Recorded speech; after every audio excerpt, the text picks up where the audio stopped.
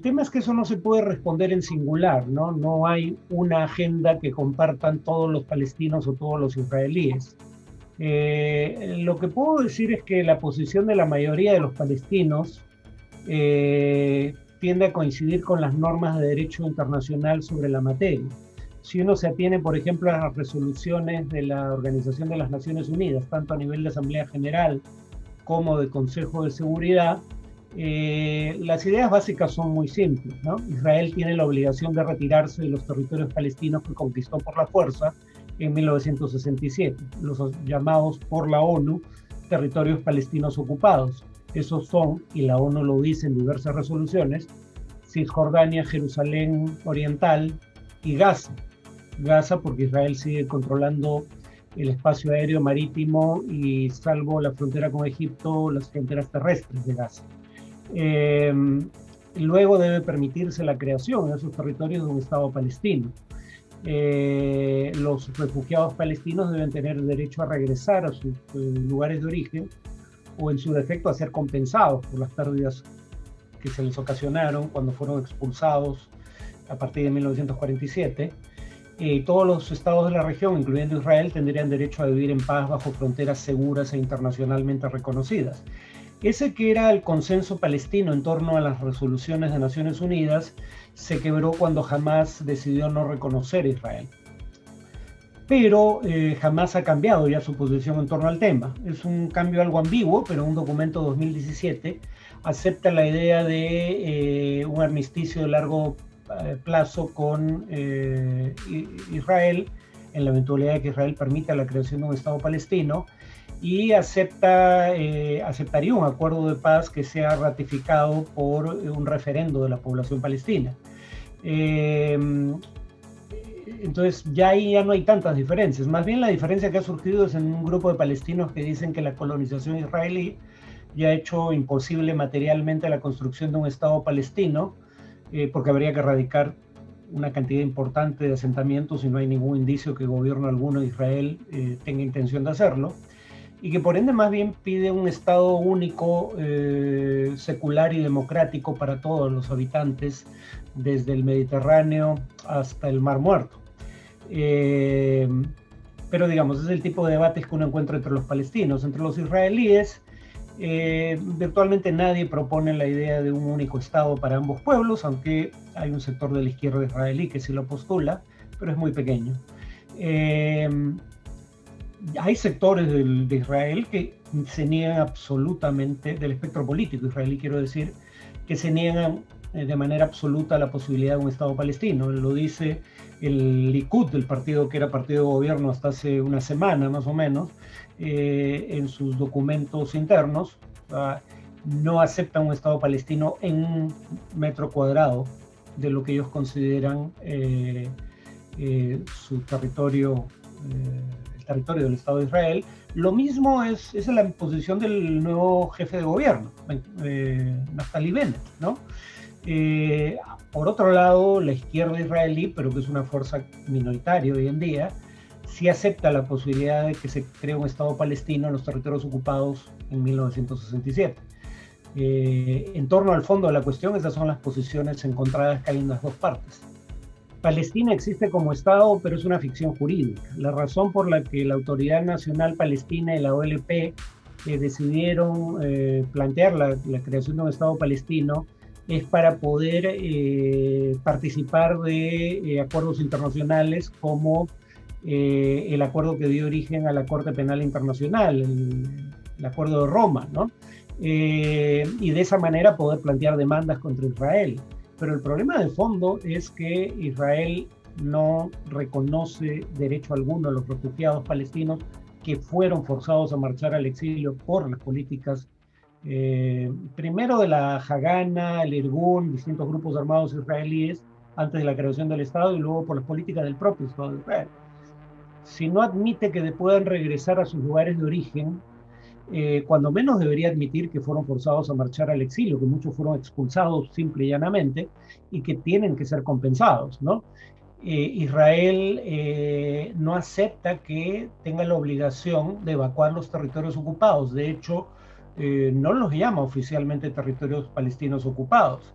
Entonces digamos que el problema es la ocupación y, producto de la ocupación militar e ilegal de territorios palestinos, la colonización de esos territorios por parte de Israel, porque no es solo que los palestinos vivan bajo ocupación militar israelí, es que simultáneamente Israel los va expulsando dentro de los territorios ocupados al confiscar al margen del derecho internacional sus tierras para construir asentamientos para colonos judíos.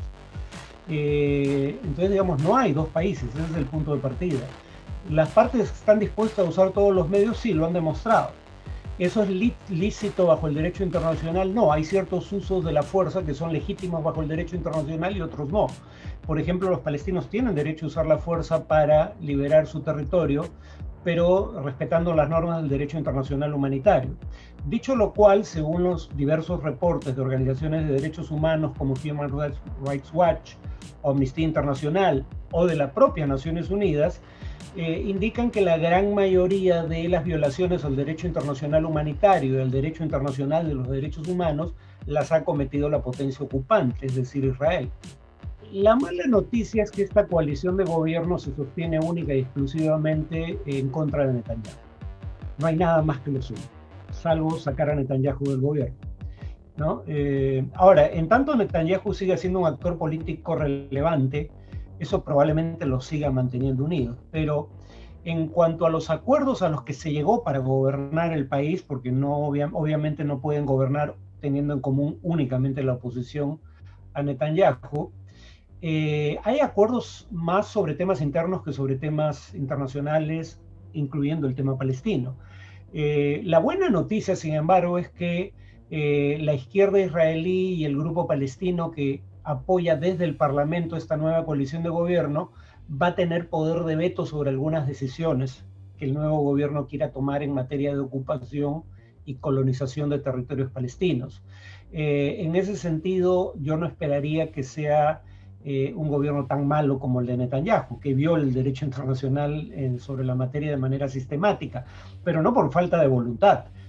Tres de las principales fuerzas que conforman la coalición de gobierno están dirigidas por gente que fue ministra, y personajes fueron ministros de sucesivos gobiernos de Benjamín Netanyahu, y que coinciden plenamente con él en el tema palestino, en el sentido de no reconocer el derecho de los palestinos a un Estado propio, no reconocer que Israel es una potencia ocupante y pensar que es legítimo, pese a que existen normas de Naciones Unidas que lo proscriben, seguir construyendo asentamientos para colonos judíos en tierras confiscadas a propietarios palestinos.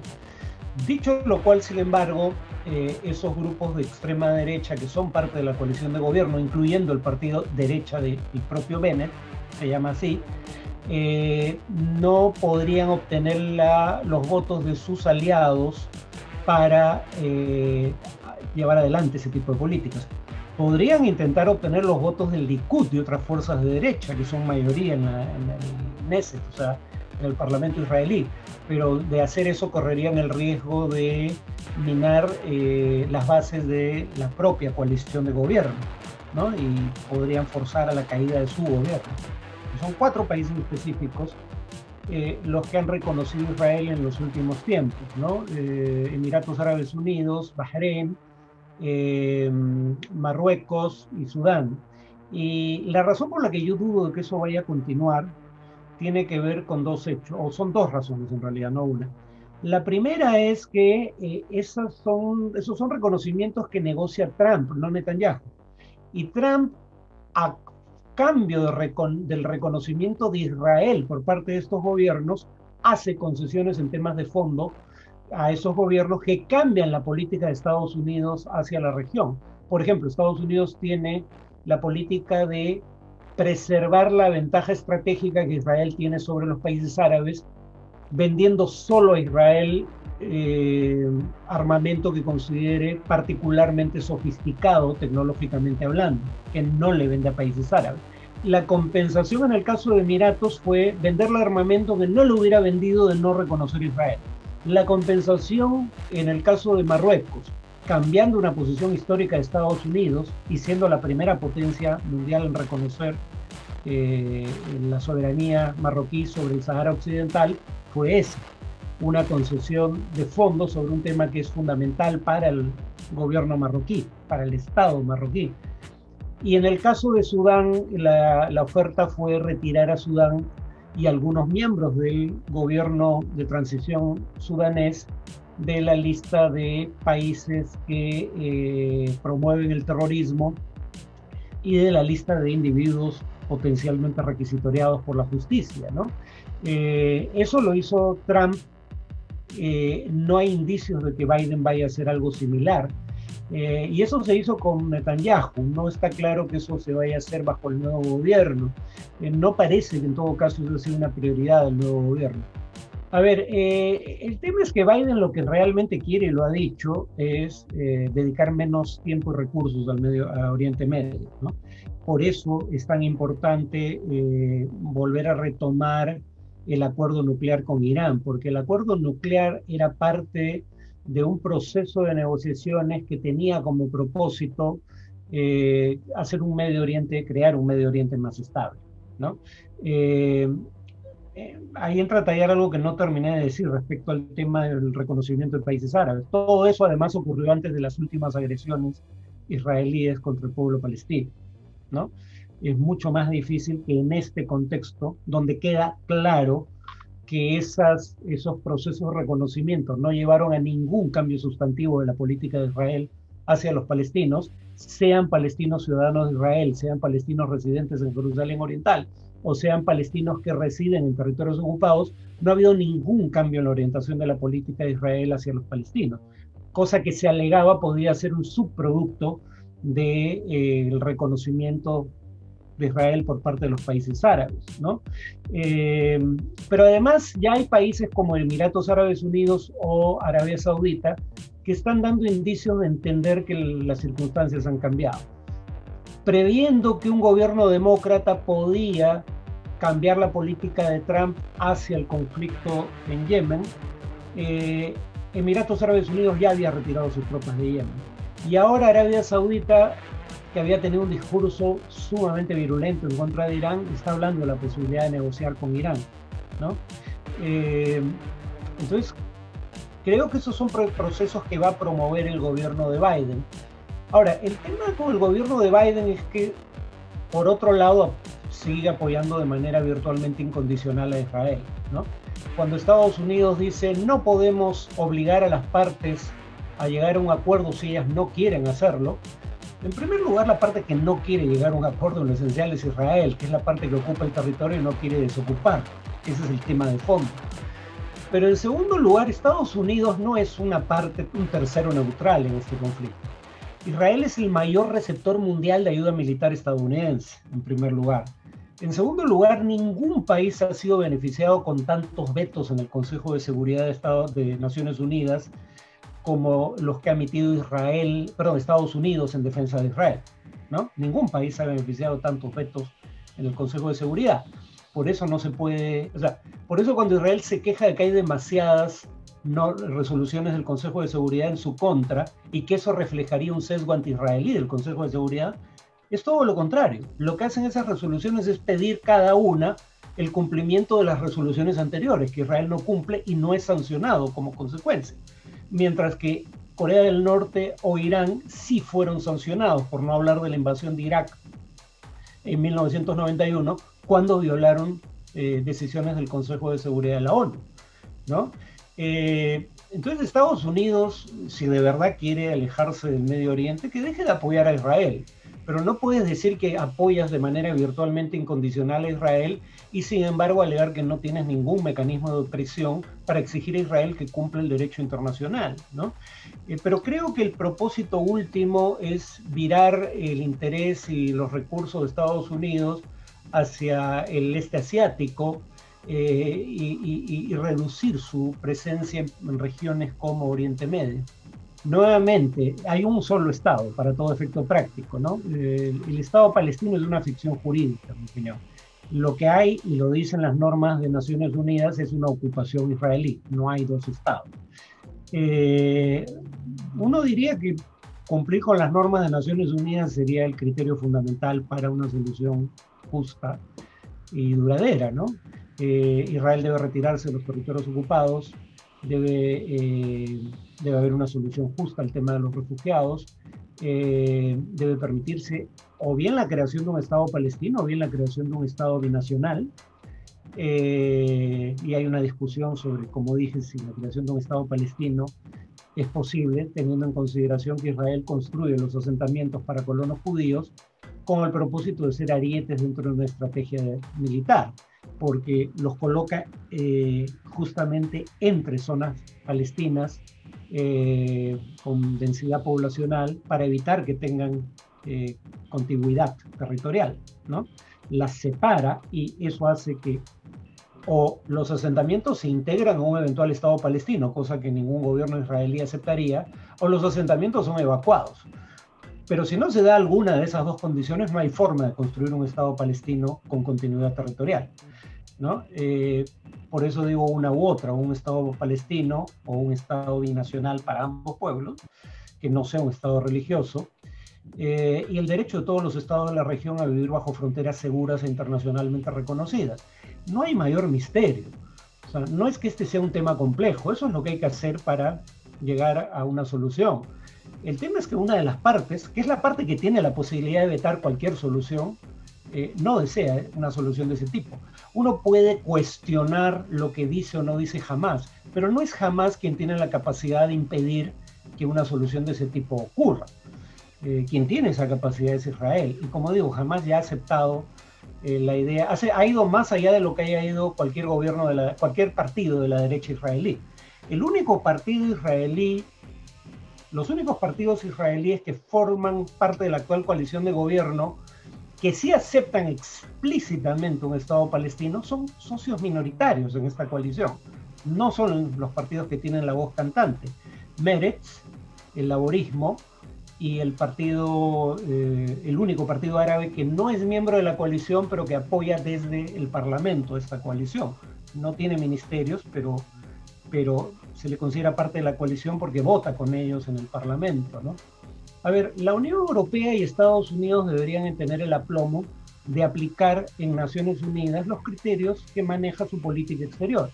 Hasta Donald Trump, y presumo que eso volverá a cambiar con Biden, pero hasta Donald Trump, el Departamento de Estado, o sea, la Cancillería de los Estados Unidos, en sus informes anuales sobre la situación de los derechos humanos en el mundo, llamaba a Cisjordania, Jerusalén Oriental y Gaza territorios palestinos ocupados, o territorios ocupados a secas, ¿no?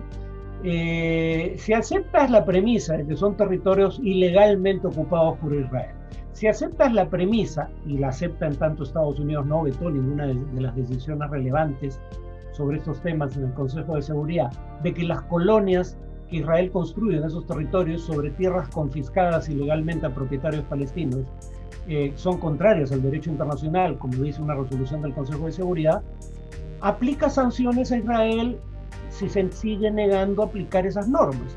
La Unión Europea dice lo mismo. La Unión Europea llama a esos territorios ocupados. La Unión Europea considera que los asentamientos exclusivos para colonos judíos en territorios confiscados a propietarios palestinos son ilegales bajo el derecho internacional. Israel se ha rehusado a cumplir esas normas de Naciones Unidas durante 50 años. Bueno, debería recibir sanciones como recibieron sanciones Irán, Corea del Norte o Irak cuando incumplieron normas de Naciones Unidas.